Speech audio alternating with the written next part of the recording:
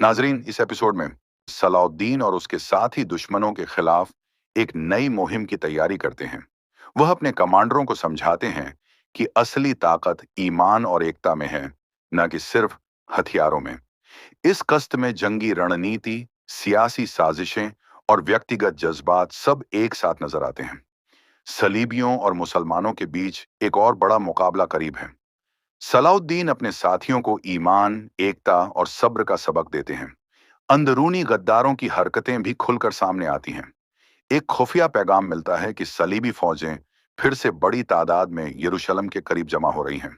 सलाउद्दीन एक चालाक योजना बनाता है कि दुश्मन को जंग के मैदान में थकाकर अचानक हमला किया जाए। सलीबी सरदार आपस में मशविरा करते हैं कि किस तरह सलाउद्दीन को कमजोर किया जाए। एक सरदार तजवीज देता है कि सलाउद्दीन के करीब मौजूद गद्दार उमरा को पैसा और ताकत देकर खरीद लिया जाए। वह सलाउद्दीन की फौज के अंदर फसाद डालने की कोशिश करते हैं। सलीबी फौज का एक खुफिया जासूस मुसलमान का रूप धरकर सलाउद्दीन की फौज में घुसने की कोशिश करता है। सलाउद्दीन के कुछ मुखालिफ मुसलमान उमरा साजिश करते हैं कि उसकी बढ़ती हुई ताकत उनके लिए खतरा है। वह पीछे से उसके खिलाफ यह प्रचार करते हैं कि सलाउद्दीन सिर्फ अपनी हुकूमत मजबूत करना चाहता है।